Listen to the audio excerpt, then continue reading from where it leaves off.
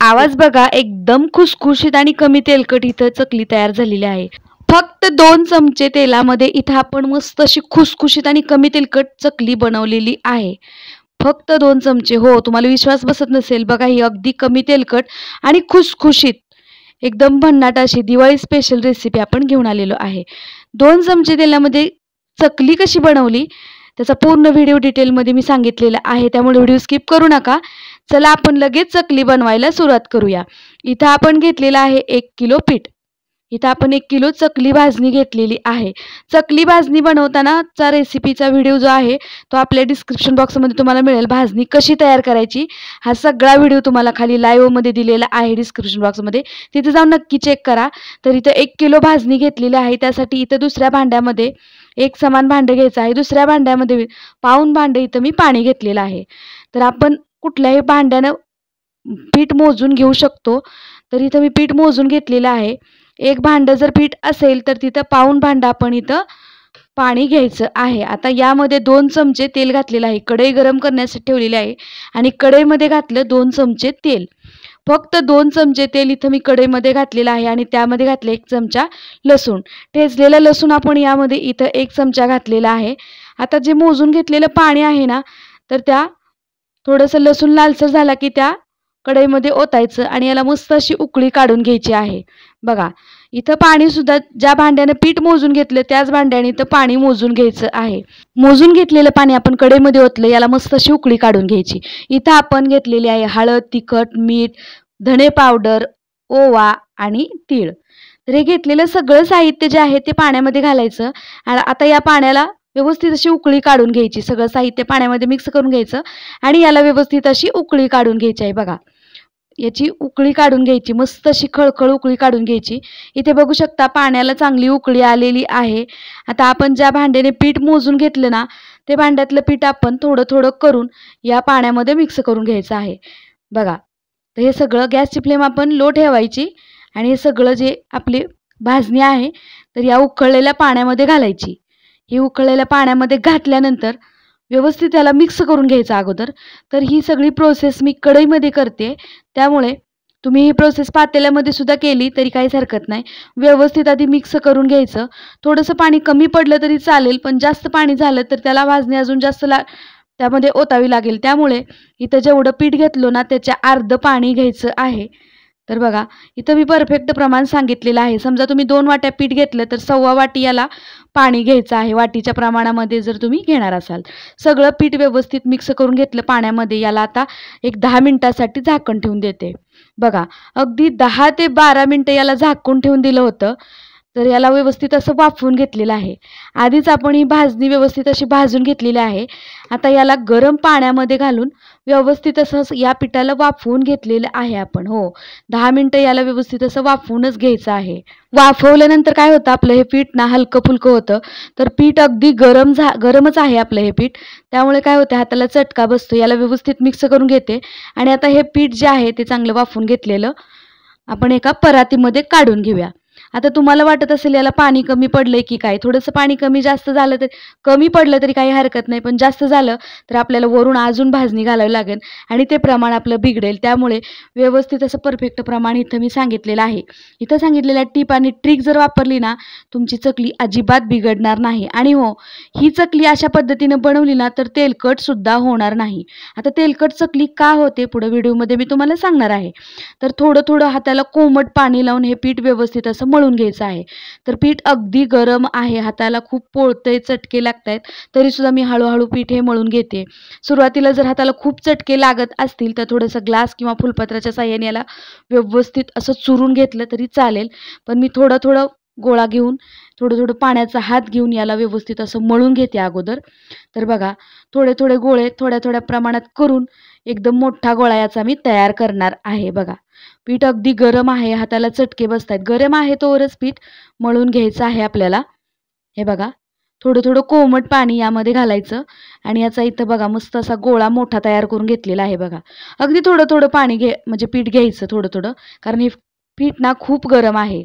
आता मोठ्या प्रमाणात ज्यावेळेस चकली बनवताना त्यावेळेस सुद्धा कुठल्या तरी एका भांड्याने आपण पीठ मोजून घ्यायचं आणि पाणीसुद्धा तितकंच ठेवायचं. आता हे मळून घेतलेलं पीठ जे आहे ना, त्यातला अर्ध्याच्या वर गोळा मी काढून घेतला आणि हवाबंद डब्यामध्ये ठेवला.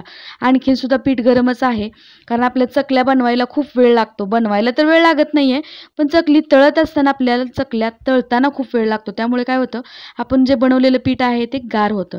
तर इथे बघू शकता मस्त असं चुरून याला, जास्त पातळही नाही आणि जास्त घट्टही नाही, अशा पद्धतीचं मी इथं पीठ तयार करून घेतलेलं आहे. हे बघा, आता इथं घेतलेला आहे सोऱ्या म्हणजेच शेवगा. शेवग्यामध्ये चकलीची टाळी घातलेली आहे आणि आता या चकल्या आपण पाडून घेऊया. तर तेलसुद्धा कढईमध्ये गरम करण्यासाठी ठेवलेलं आहे. तेल चांगलं गरम होत आहे तोपर्यंत इकडं आपण चकल्या पाडून घेऊया. हे बघा, मस्त अशा काटेरी इथं आपल्या खुसखुशीत चकल्या तयार होत आहेत. हे बघा मस्त. तर माझ्याकडे हा असा शेवगा आहे. तुम्ही फिरवायचा शेवगा घेतला तरीसुद्धा चालेल. तर इथं हव्या त्या आकाराच्या चकल्या बनवायच्या आहेत. जास्त मोठ्याही नको आणि जास्त छोट्याही नको, अशा मीडियम साईजच्या मी इथं चकल्या बनवून घेत आहे. बघू शकता मस्त किती छान असे काटे आलेत बघा बरं. आणि हो, आपण या आता तुम्ही भाजणी तर करताना बघितलं नसेल तर त्याचा व्हिडिओ खाली डिस्क्रिप्शन बॉक्समध्ये आहे, तिथे जाऊन नक्की चेक करा. मी लाईव्ह व्हिडिओ दाखवलेला आहे भाजणी बनवताना. त्याचसोबत शंकरपाळी खुसखुशीत कशी बनवायची त्याचा सुद्धा व्हिडिओ आहे.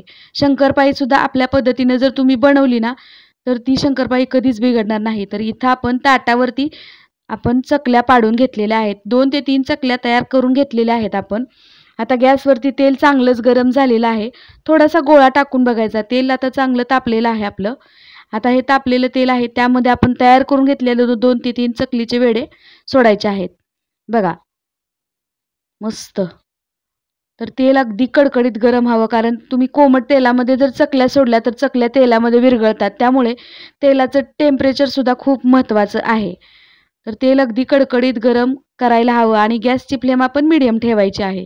सुरुवातीला 1-2 मिनिटासाठी फुल करायची, नंतर गॅसची फ्लेम मीडियम ठेवायची आणि मीडियम हीटवरती उलटफुलट करून आपल्या चकल्या तळून घ्यायच्या आहेत. आणि लक्षात ठेवायचं, तेलामध्ये टाकल्यासुद्धा लगेच चकल्या पलटायला जायच्या नाहीत. आता याला मीडियम हीटवरती 10 ते 15 मिनिटं व्यवस्थित असं तळून घ्यायचं आहे. बघा, अगदी याच्यातले बुडबुडे कमी होईपर्यंत उलटफुलट करून याला तळून घ्यायचं आहे. इकडे बघू शकता, आपण ज्यावेळेस चकली तेलामध्ये सोडली त्यावरती खूप बुडबुडे येत होते. आता बघू शकता सगळे बुडबुडे याचे कमी झालेले आहेत बघा. म्हणजे आपली चकली अगदी हलकी फुलकी होते आणि वरती तरंगायला लागली ना, की समजायचं आपली मस्त अशी चकली खुसखुशीत तयार झालेली आहे.